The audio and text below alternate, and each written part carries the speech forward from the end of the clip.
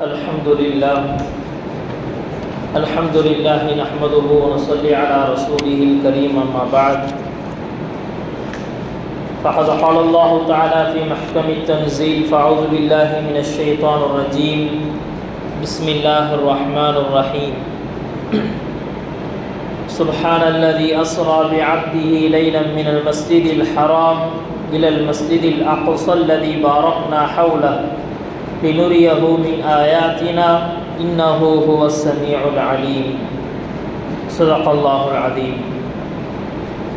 وقال نبينا عليه الصلاة والسلام جعلت قرة عيني في الصلاة أو كما قال صلى الله عليه وسلم.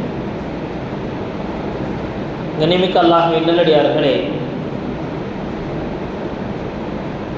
அல்லாஹ் சுப்ஹானஹு வ தஆலா குர்ஆனில் நபி ஸல்லல்லாஹு அலைஹி வஸல்லம் அவர்களுக்கு நிறைய சம்பவங்களை கூறுவார். குறிப்பாக நபி ஸல்லல்லாஹு அலைஹி வஸல்லம் அவர்களுக்கு முன்பாக இந்த உலகில் வாழ்ந்து மறைந்த நபிமார்களுடைய சம்பவத்தை அல்லாஹு தஆலா பல்வேறு இடங்களில் பல்வேறு விதமாக அல்லாஹு தஆலா சுட்டி காட்டுவார். அவ்வாறு சூரத்து ஹூத் என்று சொல்லப்படக்கூடிய ஒரு சூறாவில் அல்லாஹு தஆலா தொடர்ந்து நபிமாருடைய சம்பவங்களை சொல்லிக்கொண்டே வந்து கடைசியாக அல்லாஹு தஆலா சொல்வான் கதாலிக நகுஸ்ஸு அலைக மின் ஆயாத் மின் அம்பாஇர் ருசுல். நபிமார்களுடைய இந்த செய்திகளை எல்லாம் நாம் சொல்வதற்குண்டான காரணம் என்ன தெரியுமா? மானு சப்பித பிஹி ஃபுஆதக், உம்முடைய உள்ளம் இதை கேட்டு இதன் மூலமாக நாம் உறுதியாக்கி வைக்க வேண்டும் என்பதற்காகத்தான்.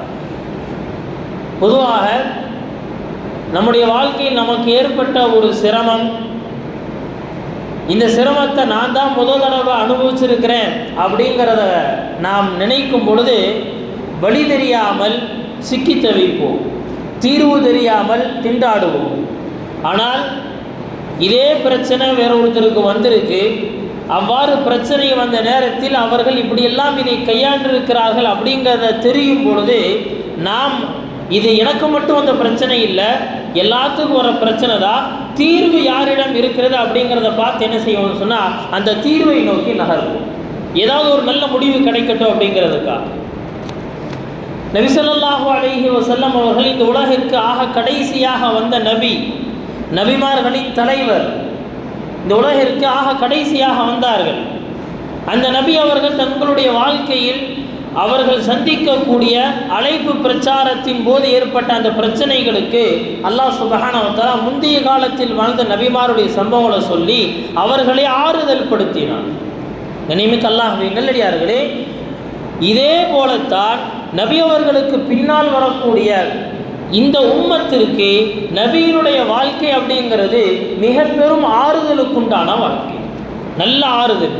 நபியினுடைய வாழ்க்கையின் வாசகங்களை வரலாறுகளை நாம் படிக்கும் பொழுது நம்முடைய உள்ளத்திற்கு ஒரு விதமான அமைதி கிடைப்பதை நாம் உணர்வோம். சரியாக படித்தா உண்மையிலே அதை உணர்வுபூர்வமாக என்னுடைய நபியினுடைய வாழ்க்கையை நான் படிக்கிறேன், இதிலிருந்து எனக்கு படிப்பினை கிடைக்கணும் அப்படிங்கிற எண்ணத்தோடு நபியினுடைய அந்த வாழ்க்கை வரலாறை கொஞ்சம் நம்ம படித்தோன்னு சொன்னால் உண்மையில் நமக்கு அதில் பல்வேறு விதமான தீர்வுகளை நாம் காண முடியும். கண்ணியமிக்க அல்லாஹ்வின் நல்லடியார்களே, நபியினுடைய வாழ்க்கையை பொறுத்த வரைக்கும் அவர்களுடைய வாழ்க்கையின் எல்லா செயல்களுமே பல்வேறு விதமான கருத்துக்களை இந்த சமுதாயத்திற்கு தருகிறது. அப்படி நபியினுடைய வாழ்க்கையில் இருக்கக்கூடிய நடந்த மிகவும் ஆச்சரியமான, இன்னும் சொல்ல போனால் அந்த காலத்தில் இப்படி நடப்பதற்கெல்லாம் சாத்தியமே இல்லை, அவ்வாறு யாராவது சொன்னால் அதை உண்மைப்படுத்த முடியாது அப்படிங்கிற அளவுக்கு நம்பக்கூடிய மக்கள் எங்கேயுமே கிடையாது. நம்ப மறுக்கக்கூடியவர்கள், அவ்வாறு சொல்பவர்களை எதிர்க்கக்கூடியவர்கள், பைத்தியம் என்று சொல்லக்கூடியவர்கள் நிறைந்திருக்கக்கூடிய அந்த காலத்தில் தான் அல்லாஹ் சுப்ஹானஹு வ தஆலா நபி அவர்களுடைய வாழ்க்கையின் மிஅராஜுடைய பயணத்தை நடத்தி காட்டுகிறார். நியமிக்க அல்லாஹ்வின் நல்லடியார்களே, நபியினுடைய வாழ்க்கையிலிருந்து இந்த குறிப்பாக இந்த சம்பவத்திலிருந்து பல்வேறு பாடங்களை நாம் கற்றுக்கொள்ள இருக்கிறோம். பொதுவாகவே இந்த உலகத்தில் ஒரு மனிதர் அவருடைய பிறப்பு என்றைக்குமே சரித்திரமாக அமைவது கிடையாது. இன்றைக்கி நிறைய தலைவர்களுடைய பிறந்த நாளை என்ன செய்வாங்கன்னு சொல்ல அவர்களுடைய வாழ்க்கையின் சாதனை தினமாக கொண்டாடுறாங்க. நாம் வரலாறு நிறைய பார்க்குறோம். டீச்சர்ஸ் டே அப்படின்னு வரும் பொழுது, ஆசிரியர்கள் தினம் அப்படின்னு வரும் பொழுது அதற்கு பின்னால் ஒரு வரலாறு. அதே போல் குழந்தைகள் தினம் அப்படின்னு வரும் பொழுது அதற்கு பின்னால் ஒரு நபருடைய வரலாறு. நேரு பிறக்கும் போதே அவர் சரித்திரமாக இருந்தாரா என்று கேட்டால் இல்லை. ஆனால் அவருடைய செயல்பாடுகள் காலப்போக்கில் அது சரித்திரமாக மாறியது. அதே போல தான் அம்பேத்கருடைய பிறப்பு சரித்திரம் கிடையாது, காலப்போக்கில் அது சரித்திரமாக மாறியது. ஆனால் இந்த உலகத்தில் ஒரு நபருடைய பிறப்பே சரித்திரம் என்று சொன்னால் அது நபி ஸல்லல்லாஹு அலைஹி வஸல்லம் அவருடைய பிறப்பு மட்டும்தான். அல்லாஹ் தஆலா சிறுபிராயத்திலிருந்தே நபி அவர்களை இந்த உம்மத்தினுடைய சமுதாயத்தினுடைய தலைவர் அப்படிங்கிற அந்த விஷயத்தை ஏற்படுத்தி கொண்டே இருக்கிறார். நபி அவர்களுக்கு ஒரு 4 வயது இருக்கும். நபி அவர்கள் மக்காவுக்கு பக்கத்தில் இருக்கக்கூடிய பனு சாத் கோத்திரத்தார்கள் வாழக்கூடிய அந்த பகுதியில் சிறுபிராயத்தில் பால் குடிப்பதற்காக வந்து அந்த தருணத்தில் விளையாண்டு கொண்டிருக்கிறாங்க. விளையாண்டு கொண்டிருக்கும் பொழுது மலக்குகள் ஜிப்ரீல் அலைஹிஸ்ஸலாம் அவர்கள் இறங்கி வர்றாங்க. கூட சில மலக்குகள் இறங்கி வர்றாங்க. நபி அவர்களை படுக்க வைக்கிறார்கள். அப்படியே என்ன செய்கிறாங்க சொன்னால் நபியினுடைய நெஞ்சு அப்படியே புழக்கிறாங்க. இந்த உலகத்தினுடைய முதல் ஓப்பன் ஹார்ட் சர்ஜரி அங்கே தான் நடக்கும். ஓப்பன் ஹார்ட் சர்ஜரிங்கிறது சாத்தியம் அப்படிங்கிறத நபியினுடைய வாழ்க்கையை தான் நமக்கு காட்டி தந்தது. நபியினுடைய அந்த உள்ளத்தை என்ன செய்கிறாங்க, நெஞ்சை 2ஆக பிளக்கிறாங்க. அந்த ஹார்ட்டை தனியாக வெளியெடுக்கிறாங்க. அந்த ஹார்ட்டை தனியாக வெளியெடுக்கிறாங்க. தனியாக வெளியே எடுத்து என்ன செய்கிறாங்கன்னு சொன்னால் அதில் இருக்கக்கூடிய ஒரு சிறு பகுதியை விட்டு எடுக்கிறாங்க. எடுத்து சொன்னாங்க இதுதான் ஷைத்தானுடைய பங்கு என்பதாக அதை ஒதுக்கி வச்சுட்டு அதற்கடுத்து அந்த ஹார்ட்டை தனியாக எடுத்து வச்சு ஒரு தாம்பூலத்தில் வச்சு என்ன செய்கிறாங்க, ஜம்சம் தண்ணீரால் கழுவுகிறார்கள். அதற்கடுத்து மீண்டும் அதை பொருத்தி என்ன செய்கிறாங்கன்னு சொன்னால் இந்த நெஞ்சை அப்படியே மூடிடுறாங்க. இந்த ஹதீஸுடைய அறிவிப்பாளர் ஹஜ்ரத் அனஸ் ரலியல்லாஹு அன்ஹு சொல்றாங்க, நபியினுடைய அந்த நெஞ்சில் ஊசியால் தைக்கப்பட்டதனுடைய அடையாளத்தை நான் பார்த்திருக்கிறேன். ரொம்ப சின்ன பையன் பாருங்க. இந்த மாதிரி ஒரு சம்பவம் ஏதாவது நடந்துருச்சு அப்படின்னு சொன்னா நபி அவங்க அந்த சமயத்தில் எப்படி இருக்கிறாங்கன்னு சொன்னா அப்படியே பிரமிச்சு போய் முகமெல்லாம் என்ன சொன்னா அப்படியே வெளிரி போய் கலரே மாறி இருக்கிறாங்க. கூட விளையாண்டு கொண்டு இருந்தவங்க இதை பார்த்து என்ன நேராக போயிட்டாங்க. யார், அவங்களுடைய செவிலித்தாய் ஹலீமத்து ஸஅதியா அவங்கள்ட்ட போயிட்டாங்க. போய் சொன்னாங்க இந்த மாதிரி யாரோ ஒருத்தர் வர்றாங்க, வந்து முஹம்மதை படுக்க வைத்து நெஞ்சை பிளக்கிறாங்க.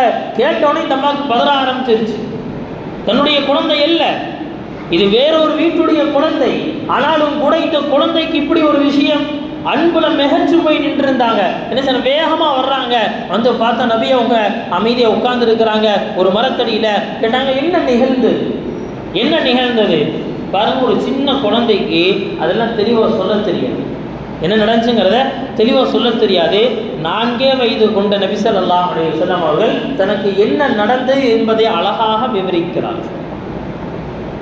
அல்லாஹ் சுப்ஹானஹு வ தஆலா அந்த சிறு பிராயத்திலிருந்தே ஒரு விஷயத்தை அழகான முறையில் தெளிவுபடுத்தக்கூடிய அந்த தன்மையை, அந்த தலைமைத்துவத்தை அல்லாஹ் தஆலா கொடுத்திருந்தார். இனிமேல் அல்லாஹ்வின் நல்லடியில் அப்படியே நபியினுடைய வாழ்க்கையில் ஒவ்வொரு கட்டங்களாக அல்லாஹ் தஆலா நபி என்ன செய்கிறான்னு சொன்னால் பண்படுத்திகிட்டே வந்து வந்து வந்து அல்லாஹ் சுப்ஹானஹு வ தஆலா ஒரு கட்டத்தில் இவங்க தான் நபி அப்படிங்கிறத இந்த சமுதாயத்திற்கு சொல்லிவிட்டான். அதற்கடுத்து நபி ஸல்லல்லாஹு அலைஹி வஸல்லம் அவர்கள் இந்த நுபுவத்தை வாங்கிய பிறகு, நபி பட்டத்தை வாங்கிய பிறகு என்ன செய்கிறாங்கன்னு சொன்னால் நபி அவர்கள் இந்த முழு உலகத்திற்கும் ஒரு மிகப்பெரிய ஒரு சவாலாக மாறிவிடுகிறார்கள். ஒரு முழு உலகத்திற்கும் ஒரு பெரிய சவால். அல்லாஹ் சுப்ஹானஹு வ தஆலா என்ன செய்கிறார், உள்ளத்தில் அந்த துணிவை, அந்த துணிச்சலை ஏற்படுத்தி விட்டார். உள்ளத்தில் அந்த துணிச்சலை ஏற்படுத்திட்டார். கண்ணியமிக்க அல்லாஹ்வின் நல்லடியார்களே, அதனால தான் நம்ம கேள்விப்படுறோம் இந்த உலகத்தில் ஈமானை விட துணிச்சல் வேறு எதுக்குமே கிடையாது.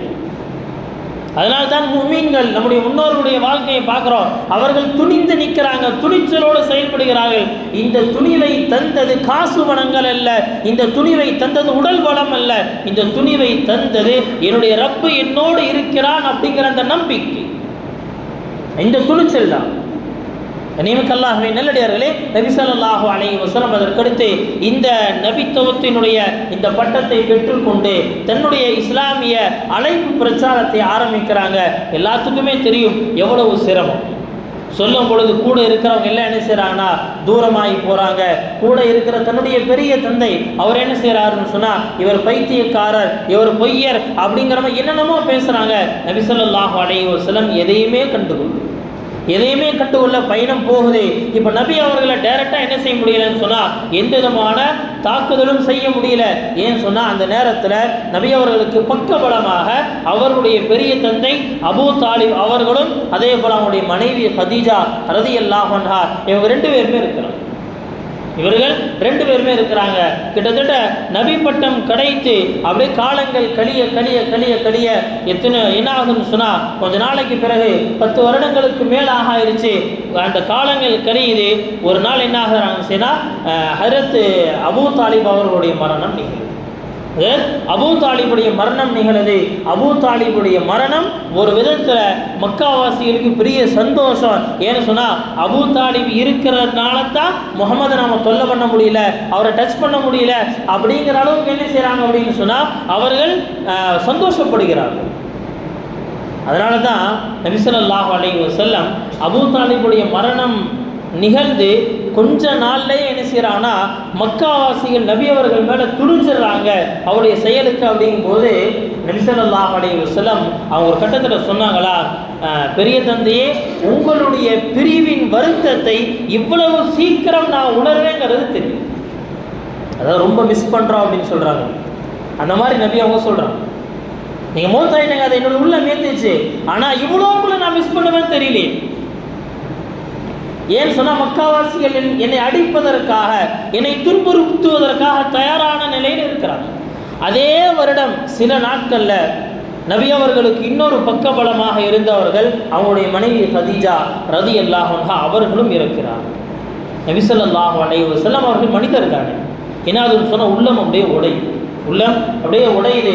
நபி அவர்கள் என்ன செய்ய ஒரு கவலைக்குள்ளே போயிட்டாங்க. அந்த ஆண்டுக்கே பெயர் வைத்தார்கள் ஆமுல் ஹுஸுன். நபிக்கு ஏற்பட்ட கவலை எந்த ஆண்டு வந்ததோ அது அந்த ஆண்டு முழுக்கவே எல்லாத்துக்குமே வரலாற்றில் பேர் வைக்கப்பட்டுருச்சு ஆமுல் ஹுஸுன். இது கவலையின் ஆண்டு. இது நபிக்கு மட்டும் கவலை தந்த ஆண்டு கிடையாது, முழு உம்மத்திற்கும் கவலை தந்த ஆண்டு தான் இது.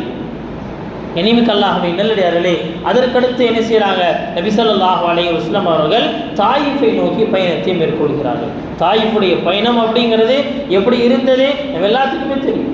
அது பாட்டாக கூட பாடப்பட்டுருச்சு. தாயிஃபுடைய பயணத்தில் நபி ஸல்லல்லாஹு அலைஹி வஸல்லம் அவர்கள் பெரிய சிரமத்திற்கு உட்பட்டாங்க. எல்லா சிரமத்தையும் சகித்து கொண்டு நபி ஸல்லல்லாஹு அலைஹி வஸல்லம் என்ன செய்கிறாங்கன்னு சொன்னால், அங்கிருந்து வெளியேற்றப்பட்டு நபி அவங்க என்ன செய்கிறாங்க, ஒரு இடத்துல உட்கார்ந்து துவா செய்கிறாங்க. அவர்கள் துவா செய்கிறாங்க. என்னங்க துவா செஞ்சாங்க, எல்லாம் இந்த மக்களை அடிச்சிரு அப்படின்னு துவா செய்யணும். இவர்கள் யாரும் ஏற்றுக்கொள்வதற்கு தயார் இல்லை அப்படிங்கிறத ஒரு பக்கம். இன்னொரு பக்கத்தில் என்ன செய்கிறாங்க, அடித்து வெளியேற்றினார்கள். இன்னைக்கு யாராவது கொஞ்சம் பேசிட்டாலே நம்ம அந்த இடத்துல இருக்க மாட்டோம். இனிமிக்க அல்லாஹ்வின் நல்லடியார்களே, நபிமாருடைய உள்ளத்தில் இருந்தது என்னன்னா, நான் எனக்கு கொடுக்கப்பட்ட இந்த அல்லாஹுடைய இந்த அமானிதத்தை நான் இவர்களிடத்தில் கொண்டு போய் சேர்க்கணும், அவ்வளோ. அந்த எண்ணம் மட்டும்தான் இருந்துச்சு. அதற்காக என்ன செஞ்சாங்க, இந்த உலகத்தினுடைய ஆக உயர்ந்த நபி தன்னை அப்படியே கீழே இறக்கி கொண்டார். ஒவ்வொருத்தரும் ஏளனமாக பேச, எகத்தாளமாக பேச, எல்லாத்தையும் என்ன செய்கிறாங்க, காது கூட கேட்டு அமைதியாக கடந்து கொண்டே இருக்கிறாங்க. இனிமிக்க அல்லாஹ்வின் நல்லடியார்களே, ஒரு இடத்துல உட்கார்ந்து அப்படியே இப்படி துவா செய்கிறாங்க. அல்லாஹும்ம இலைக்க அஷ்கு ضعف قوتي وقلة حيلتي وهواني على الناس. யா அல்லாஹ், என்னுடைய பலகீனத்தை உன்னிடத்தில் நான் முறையிடுறேன், அவ்வளோ. எனக்கு எப்படி போய் அவர்களுக்கு புரிய வைக்கணும் தெரியல, சொல்லணும் தெரியல. என்னுடைய பலகீனத்தை தான் நான் என்ன செய்கிறேன், உன்னிடத்தில் முறையிடுறேன். என்னுடைய பலகீனத்தை நீ போக்கி கொடு.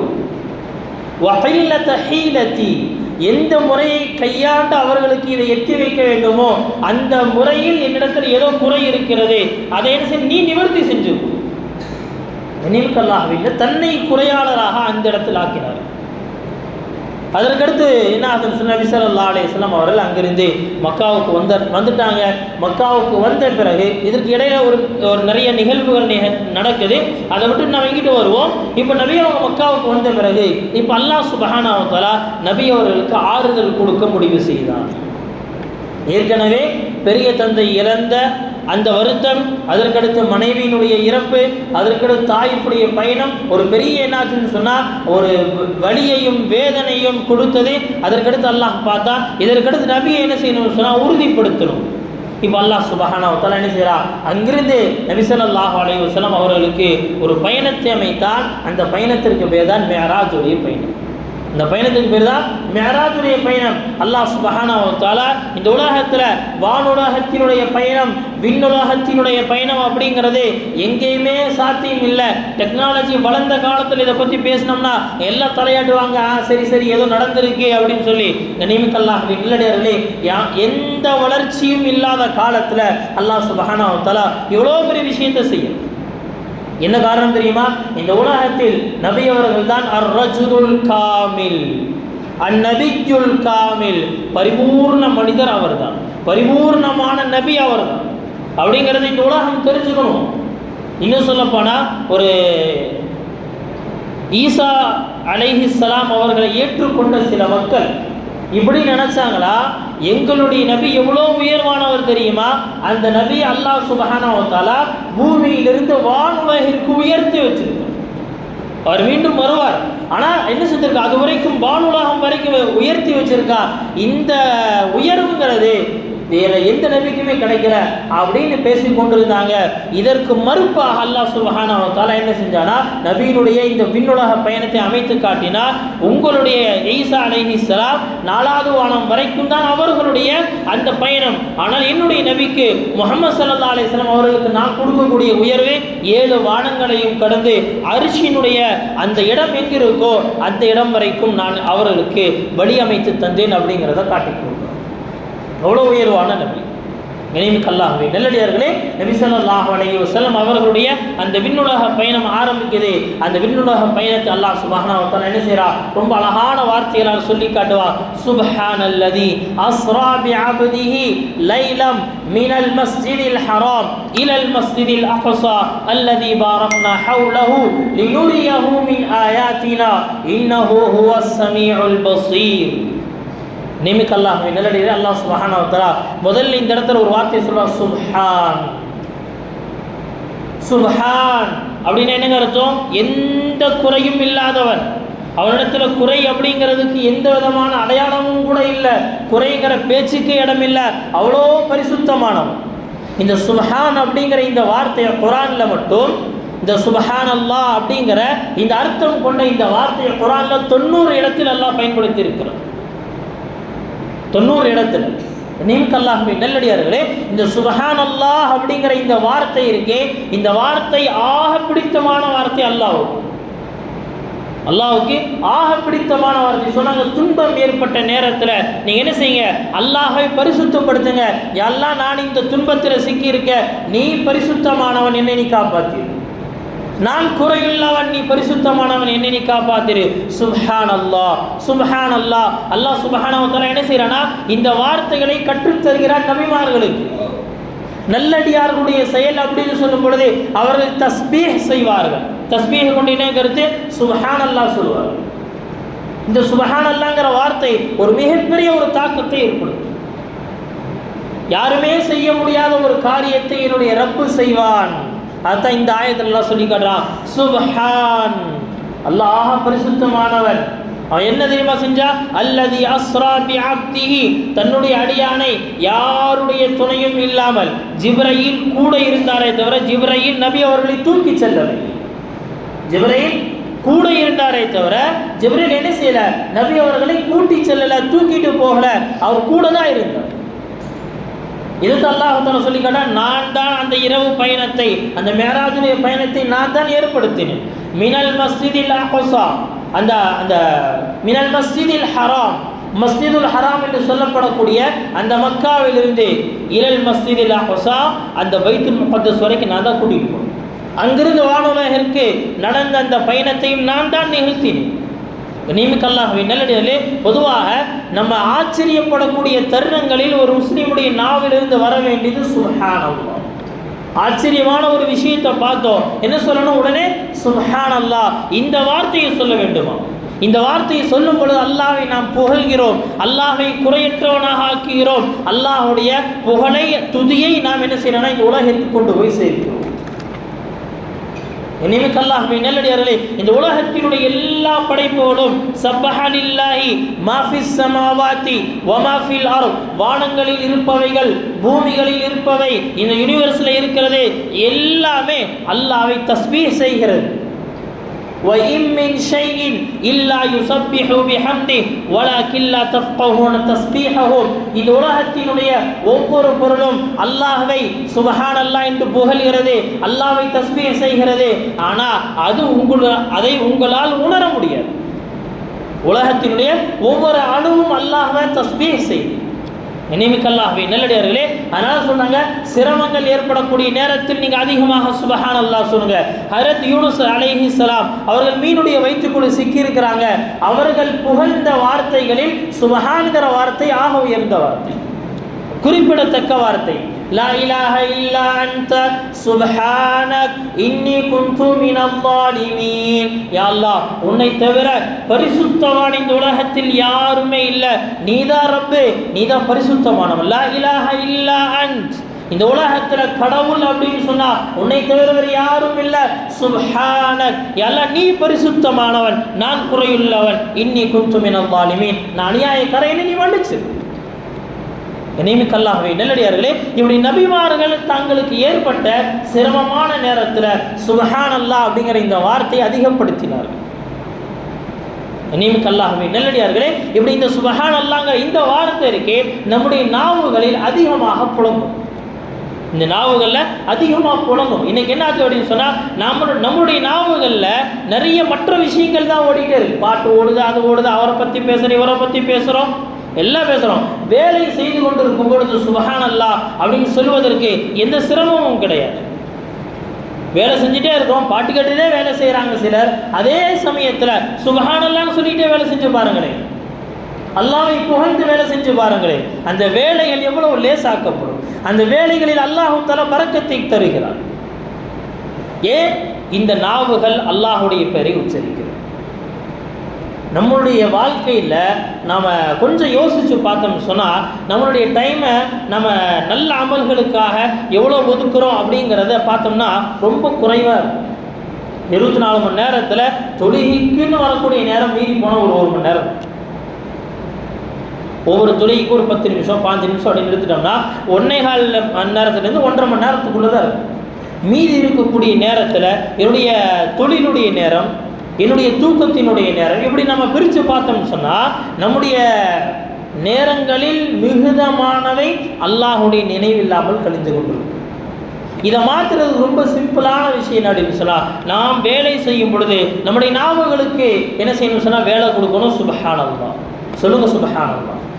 இந்த சுப்ஹானல்லாஹ்வுடைய தஸ்பீஹோடு என்ன செய்யணும் சொன்னால், நாம் எல்லா இடத்திலும் இருக்க முடியும். கடையில் உட்கார முடியும், பணிகள் செய்ய முடியும், தொழில்துறைகள் இருக்க முடியும், ஆஃபீஸில் வேலை செய்ய முடியும். எல்லா இடத்துலையுமே சுப்ஹானல்லாஹ் அப்படின்னு சொல்வதனால என்ன ஒரு குறை ஏற்பட்டு விட போகுது? நியமிக்க அல்லாஹ்வே, இந்த வார்த்தை அல்லாஹ்வுக்கு ஆக பிடிச்சமான வார்த்தை. அதனால தான் என்ன செய்யறான், இந்த உலகத்தினுடைய சாத்தியமற்ற பயணம் அப்படின்னு பார்க்கப்படக்கூடிய இந்த விண்ணுலக பயணத்திற்கு அல்லாஹ் தஆலா சுப்ஹான்கிற வார்த்தையோடு ஆரம்பிக்கிறான். எனவே நம்முடைய இந்த வார்த்தை இருக்கே நம்முடைய வாழ்க்கையின் ஒரு அங்கமாக மாறிவிட வேண்டும். அல்லாஹ் சுப்ஹானஹு வ தஆலா என்ன செய்யறானா, அந்த பயணத்தை அமைத்து கொடுக்கிறார். நபி ஸல்லல்லாஹு அலைஹி வஸல்லம் மக்காவிலிருந்து மஸ்ஜிதுல் ஹராம், பைத்துல் முகத்தஸ், மஸ்ஜிதுல் அக்ஸாவுக்கு வந்துட்டாங்க. அங்கு நபிமார்கள் எல்லாத்துக்கும் தொலை வைக்கிறாங்க. அங்குதான் அவர்களுக்கு பட்டம் தரப்படுது இமாமுல் அம்பியா. இவர்கள் நபிமார்களின் தலைவர் அப்படிங்கிறது என்ன செய்யப்படுது, அந்த இடத்துல தான் அவர்களுக்கு அந்த பட்டம் தரப்படுது.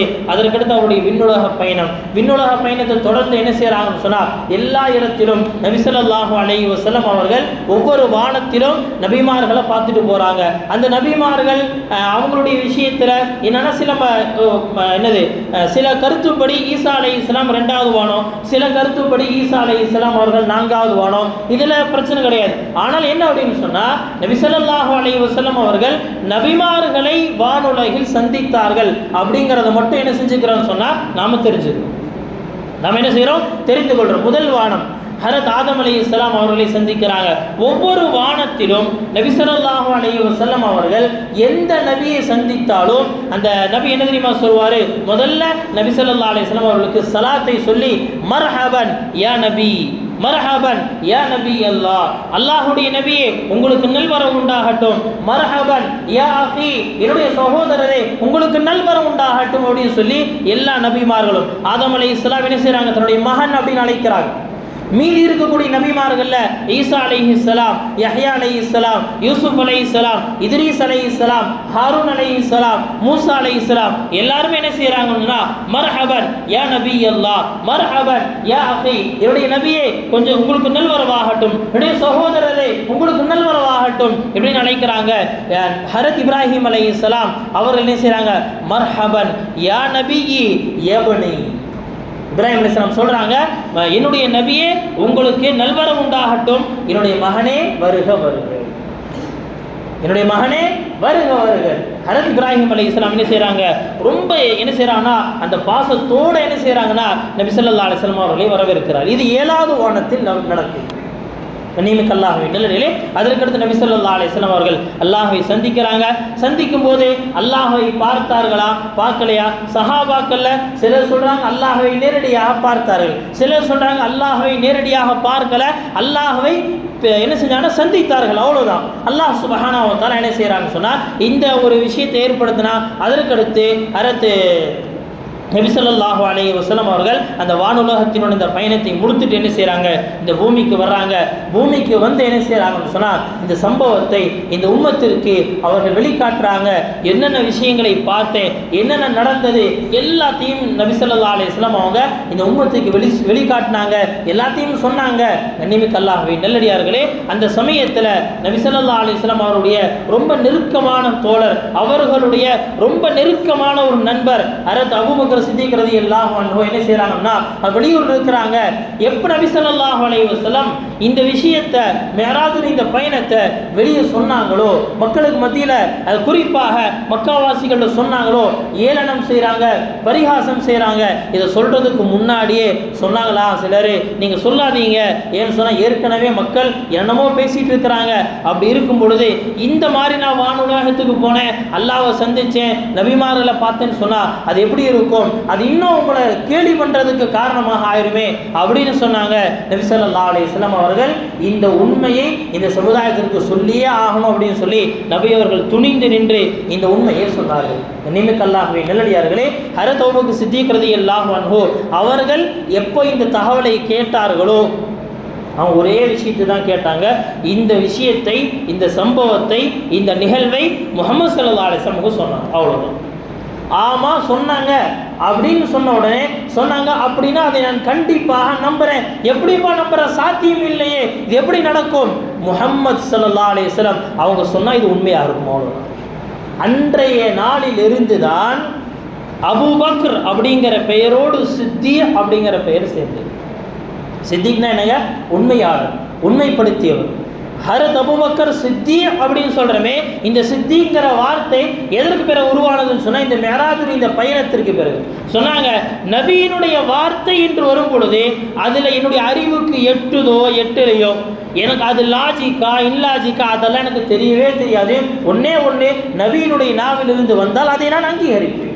கண்ணியமிக்க அல்லாஹ்வை நல்லடியார்களே, மிஅராஜுடைய பயணம் கற்றுத்தரக்கூடிய மிகப்பெரிய படிப்பினை இதுதான். இந்த உலகத்தில் உண்மை எதுவாக இருந்தாலும் மக்கள் என்ன சொல்லுவாங்க அப்படிங்கிறது இல்லை, உண்மையை முதல்ல சொல்லிவிட வேண்டும். இந்த துணிவு நபி ஸல்லல்லாஹு அலைஹி வஸல்லம் அவர்களின் மூலமாக இந்த உம்மத்திற்கு தரப்பட்டது. ஹஜ்ரத் அபூபக்கர் சித்திக் ரலியல்லாஹு அன்ஹு இந்த உம்மத்துக்கு இதை உரைத்து காட்டினார்கள். நபி அவர்களுடைய வார்த்தை என்று சொன்னால் அது கண்டிப்பாக உண்மையாகத்தான் இருக்கும், அதில் எந்த விதமான மாற்று கருத்தும் கிடையாது அப்படிங்கிற அந்த விஷயத்தையும் என்ன செஞ்சாங்கன்னா இந்த ஹஜ்ரத் அபூபக்கர் சித்திக் ரலியல்லாஹு அன்ஹு துணிந்து அவர்கள் இந்த உம்மத்திற்கு செயல்படுத்தி காட்டினார்கள். கண்ணியமிக்க அல்லாஹ்வை நல்லடியார்களே, அதனால நாம் முஸ்லீம் அப்படிங்கிற இந்த அடிப்படையில் நபியினுடைய இந்த பயணம் மட்டுமல்ல, நபியினுடைய எல்லா வார்த்தைகளையும் உண்மை என நம்புவோம், அதை உண்மைப்படுத்தி நம்முடைய வாழ்க்கையில் செயல்படுத்துவோம். அல்லாஹ் சுப்ஹானஹு வ தஆலா அப்படிப்பட்ட நற்பாக்கியத்தை நம் அனைவருக்கும் தருவானாக. வ ஆகிரு தஅவானா அனில் ஹம்துலில்லாஹி ரப்பில் ஆலமீன். சுன்னத்